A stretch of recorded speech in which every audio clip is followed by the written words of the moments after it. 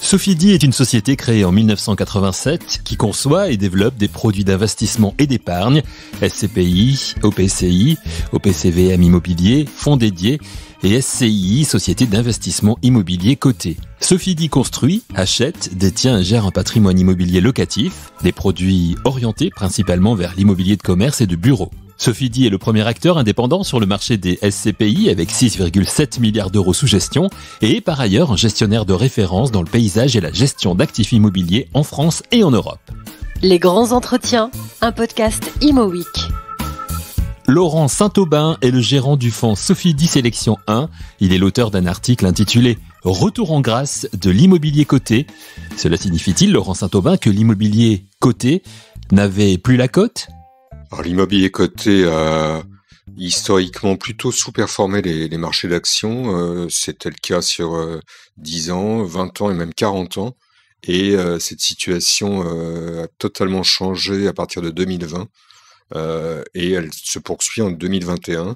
2020, avec le Covid, a entraîné la fermeture des bureaux et surtout des commerces. Et donc, cette partie-là de l'immobilier coté a fortement baissé. Et quelque part, 2021, c'est la même chose. Alors, pourquoi retour en grâce de l'immobilier coté malgré tout? C'est qu'on est à mon avis, dans un contexte de retournement de la grande hausse des marchés qui a commencé en octobre 2020 avec l'annonce de Pfizer, donc préférence pour les cycliques, préférence pour tout ce qui était lié au rebond et à la réouverture de l'économie. Aujourd'hui, on est plutôt arrivé au terme de ça, et donc on va en revenir à la situation traditionnelle du monde développé, en particulier de l'Europe, qui est ce qu'on peut qualifier de stagnation séculaire. Donc ça, c'est plutôt bon pour l'immobilier, qui est un secteur défensif. Après, il faut bien choisir ses cibles sur l'immobilier. Il faut choisir des cibles où les sociétés ont une capacité, parce qu'il y aura un peu plus d'inflation, une capacité d'augmenter les prix, et donc ce qu'on appelle un pricing power. Donc c'est le cas pour tout ce qui est logement. Le logement est la principale classe d'actifs de l'immobilier coté, et c'est surtout le cas pour la logistique, où on a à la fois une hausse des valeurs et une hausse des loyers.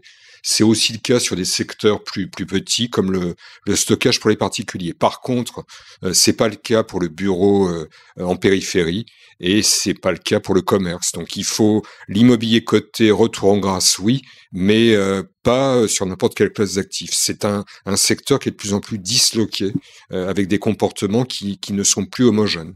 Si vous le voulez bien, on va rentrer dans le détail de tout cela, revenir un petit peu, resituer un petit peu le contexte, la crise sanitaire qui change un petit peu la donne. Là, on est en mars 2020. Il y a eu plusieurs périodes, en fait, à partir de mars 2020, qui ont fait chuter certains actifs, comme le mobilier de bureau et de commerce, vous l'avez dit, et remonter d'autres comme le résidentiel. Vous pouvez nous expliquer un petit peu, justement, ces différentes fluctuations ?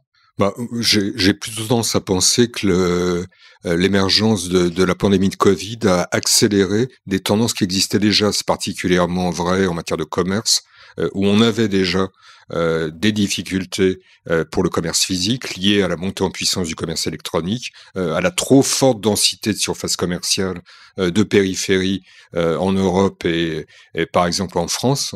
Et donc le Covid a entraîné une accélération du commerce électronique. On considère que le commerce électronique, d'ici 3 ans, devrait représenter 25% des ventes hors alimentaire en Europe, ce qui est tout à fait considérable. Le Covid a aussi conduit les commerçants physiques à recourir eux aussi aux ventes en ligne, toute activité qui échappe aux propriétaires de centres commerciaux. Le click and collect ne génère aucun revenu pour les propriétaires de centres commerciaux, sauf à imaginer qu'il génère un peu de fréquentation et des achats d'opportunités. Pour le bureau, en fait, on a le bureau, c'est plus spécifique. Les bureaux de centre-ville étaient déjà le royaume des cadres mobiles, j'allais dire migrants, et donc les bureaux étaient déjà positionnés pour que tous les salariés ne soient pas en même temps dans le bureau. Si je prends l'exemple du BCG, pardon, le BCG a des locaux qui sont adaptés pour accueillir 40% de sa force de travail. Donc le Covid n'a rien changé à ça. Les sièges sociaux des entreprises, les sièges d'entreprises de conseil vont rester tels qu'ils sont. Par contre, en périphérie, le Covid a changé la donne. On a découvert que les non-cadres pouvaient très bien travailler à distance. Non-cadres qui n'étaient pas très ravis d'aller travailler en périphérie, en vérité. On leur avait vendu plus d'espace, des services, etc. Et donc ça change. Et ça va d'autant plus changer qu'encore une fois, on est plutôt sur un pic de croissance économique et que les bureaux de périphérie sont sensibles au cycle économique. Les bureaux de périphérie sensibles au cycle économique. L'immobilier de bureau, quoi qu'il en soit, subit actuellement une grave crise. À Paris, bien évidemment, on pense au quartier de la Défense et à ses centaines de bureaux dans les tours, pour certaines encore en construction. La donne va-t-elle changer ? Laurent Saint-Aubin nous donne son avis sur la question. Ça va évidemment changer au niveau de la Défense, où on a beaucoup d'offres, toujours beaucoup de bâtiments rénovés ou nouveaux qui arrivent. Je pense à l'exemple de Trinity, le dernier immeuble livré par Unibail, qui avait pour habitude de prélouer ses actifs à la Défense en avance, ce qui n'est pas le cas cette fois-ci. Quelles vont être les conséquences pour les investisseurs de tout cela ? Parce qu'effectivement, vous le disiez en périphérie, mais on voit beaucoup d'entreprises qui sont aujourd'hui en train de voir le modèle différemment, d'essayer de changer, de ne pas renouveler les baux actuels et de trouver plus petit. En fait, trouver plus petit, faire des baux précaires de court terme et obtenir des remises sur les loyers, c'est une situation qui concerne à la fois le commerce et le logement aujourd'hui. Plus de 50% des baux d'Unibail Rodamco en commerce ont été renouvelés au premier semestre 2021, l'ont été sur des baux inférieurs à 3 ans, avec d'ailleurs des baisses de loyer moyennes de 14%. Donc cette précarisation des baux, cette réduction des surfaces et des loyers, elle est tout à fait à l'ordre du jour. Quelles conséquences pour les investisseurs ? Accentuation de la tendance des années précédentes, c'est-à-dire une focalisation du marché entre deux classes d'actifs qui ne fonctionnent plus vraiment ensemble. Les taux de capitalisation sur le prime continuent de baisser, donc les valeurs d'augmenter. Le prime, c'est la logistique, c'est le bureau de centre-ville. Et puis les taux de capitalisation sur les actifs plus périphériques, moins prime, ils continuent par contre d'augmenter, donc les valeurs de baisser. Vous avez évoqué le pricing power tout à l'heure, le pricing power. Comment il se définit ? Qui fixe les pricing power d'abord ? Est-ce que vous pouvez nous expliquer un petit peu la mécanique ? La mécanique du pricing power, c'est une mécanique où le fournisseur de produits va être capable de vendre ses produits plus chers sans perdre de part de marché. Donc c'est l'attractivité du produit qui induit une hausse des loyers et qui est d'autant plus bienvenue que on va encore une fois vers un peu plus d'inflation, donc un peu plus de coûts. Quand on a beaucoup de surfaces vacantes, le pricing power il n'existe pas. L'entreprise propriétaire n'a aucune capacité, elle doit faire face passivement à des demandes relativement passivement à des demandes de baisse de loyer, baisse de surface. Quand si je prends l'exemple de la logistique, on a des taux de vacances qui sont sur les zones prime inférieures à 5%, il y a un véritable effet de rareté. Et donc, on est sur un phénomène tout à fait nouveau dans ce segment de hausse des loyers et de hausse des valeurs qui va se poursuivre.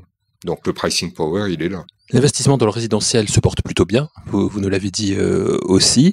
Vous mettez quand même en avant, dans la publication que vous avez faite, des risques liés aux élections allemandes qui se déroulent actuellement. Vous pouvez nous expliquer là aussi ? Alors effectivement, ça s'est bien comporté parce que c'est déjà le résidentiel, quand on est enfermé chez soi, c'est vraiment l'actif immobilier cœur, fondamental. Et donc, ce qu'on a constaté pendant la pandémie de Covid, c'est une hausse des taux de recouvrement qui, en Allemagne, dépassaient 99%. Donc, aucun risque locatif et un risque locatif qui est très réparti. Vonovia, qui est la plus grosse foncière de logements européenne, a plus de 500 000 locataires. L'essentiel du secteur coté est représenté par des foncières allemandes, pour des raisons historiques. Et effectivement, il y a un débat politique très important sur la hausse de loyer qui a été très forte sur les dernières années. Les loyers à Berlin ont doublé en 10 ans. Et sur les mécanismes qui peuvent limiter ces hausses de loyer à l'avenir, ce qui est évidemment un sujet qui préoccupe beaucoup les électeurs. Et donc, on a eu déjà un certain nombre de mesures de freinage prises en Allemagne. En Allemagne, vous avez deux logiques politiques. Une logique qui consiste à dire qu'on va bloquer les loyers. Et que donc et qu'on va racheter d'ailleurs des actifs détenus par des foncières privées pour les nationaliser. Et vous avez une logique de marché qui est de dire que si on fait ça, il y aura plus de construction neuve et que ça entraînera une pénurie de logements. Sachant que le cœur du truc, pourquoi les loyers ont augmenté, c'est quand même parce que il y a une poursuite du mouvement démographique d'aller vivre dans les grandes métropoles. Donc il y a plus de demandes nouvelles que d'offres. Voilà. Et que donc la perspective d'une victoire, de l'arrivée au pouvoir d'une nouvelle coalition, la perspective, ce qui effraie les marchés, c'est pas tant la perspective que le Parti social-démocrate dépasse les chrétiens-démocrates, c'est savoir avec qui les sociaux-démocrates vont gouverner. Et il n'est pas totalement exclu qu'ils gouvernent avec Die Linke, qui est un parti de gauche qui est favorable à des blocages de loyers et à des expropriations. Donc c'est ça qui fait peur au marché. Aux élections du 26 septembre dernier, le SPD d'Olaf Scholz, le Parti social-démocrate, devance d'une courte tête la CDU-CSU, le parti conservateur d'Armin Laschet. Les tractations ont commencé pour former une coalition et désigner le futur chancelier qui dirigera l'Allemagne pour 4 ans après le départ d'Angela Merkel qui quittera ses fonctions après ses années passées à la chancellerie. Du coup, et même si la chose semble peu probable, si le SPD faisait une alliance avec l'aile la plus à gauche, quelle pourrait être la conséquence sur le marché immobilier européen et français ? Réponse avec Laurent Saint-Aubin. Ça aurait une influence rapide sur les perspectives bénéficiaires de ces sociétés. Si on bloque les loyers, que tous les travaux de modernisation ne sont plus pris en compte pour augmenter les loyers, ça change un peu la donne, ça rend l'investissement moins attractif. Même si, encore une fois, ça n'empêchera pas pas les loyers, mais les prix de continuer d'augmenter, parce qu'encore une fois, il y a plus de demandes que d'offres. Dans votre analyse justement sur l'immobilier coté, vous évoquez le stop picking. Ça veut dire quoi ? Piocher dans les bourses, les valeurs intéressantes à la bourse, c'est ça ? C'est une solution ça pour les investisseurs ? Moi, je pense qu'il faut avoir une vision macroéconomique et thématique en premier lieu.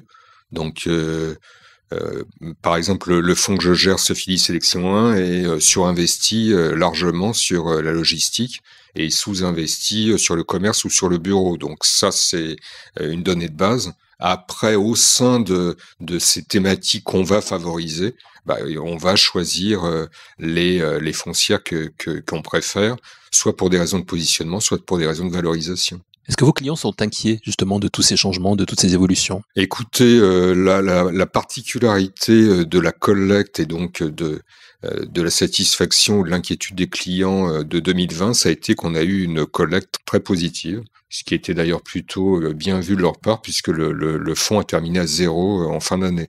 2021 est plus compliqué. On voit bien qu'il y a un changement de paradigme boursier avec quand même un début de normalisation des politiques monétaires, ce retour de l'inflation qu'on n'a pas vu depuis 40 ans, et effectivement la prise de conscience que l'immobilier s'écrit avec l'immobilier coté s'écrit avec un S aujourd'hui. Il y a plus une classe d'actifs compacte et ayant le même comportement. Donc ça suscite des questions. C'est toujours bien de débattre. Et en fait, je suis là pour essayer d'expliquer les choses et de rassurer ou de donner mon point de vue, en tout cas, aux gens qui me font confiance et qui investissent dans le fonds. Est-ce que c'est plus compliqué de se projeter justement dans votre métier de gérant de fonds que vous êtes ? Est-ce que c'est plus compliqué parce que l'immobilier, forcément, les actifs immobiliers, c'est quelque chose sur lequel on se projette à plus ou moins long terme, à plutôt long terme d'ailleurs. Ce qui est formidable avec l'immobilier, c'est que toutes les tendances, toutes les évolutions des modes de vie se traduisent ont un habillage immobilier. Donc Suivre les nouvelles tendances avec l'immobilier, c'est assez facile. L'immobilier, c'est aussi bien parce que, encore une fois, c'est une classe d'actifs extrêmement diverse. On parle toujours de visibilité en bourse. En fait, la visibilité, on n'en a jamais. On est toujours... la vie est comme ça, heureusement. Elle est pleine de surprises. Et donc, je peux jamais rester assis sur ma chaise en pensant que tout va continuer comme ça sans rien faire. En permanence, il faut se remettre en cause. Donc c'est pas pire qu'avant. Quand on s'intéresse au monde, à la société, c'est un point d'observation magnifique. L'expérience est quelque chose d'important dans ce métier. Le passé n'augure pas de l'avenir, mais l'an dernier, dans toutes ces perturbations, j'ai réussi à maintenir une stabilité de la valeur des parts. Donc c'est la preuve que c'est possible en tout cas. C'est un rendement à combien aujourd'hui, le fonds que vous gérez? Donc le fonds fait 170 millions et sa progression est de plus 13% depuis le début de l'année. Plus 13% depuis le début de l'année, ce qui fait du fonds Sofidy Sélection 1 un placement particulièrement rentable. Laurent Saint-Aubin en est le gérant au sein de Sofidy. Merci à lui pour son analyse. Merci à vous d'avoir suivi cette émission. On se retrouve très vite pour un nouvel épisode de Les Grands Entretiens, un podcast Imo Week.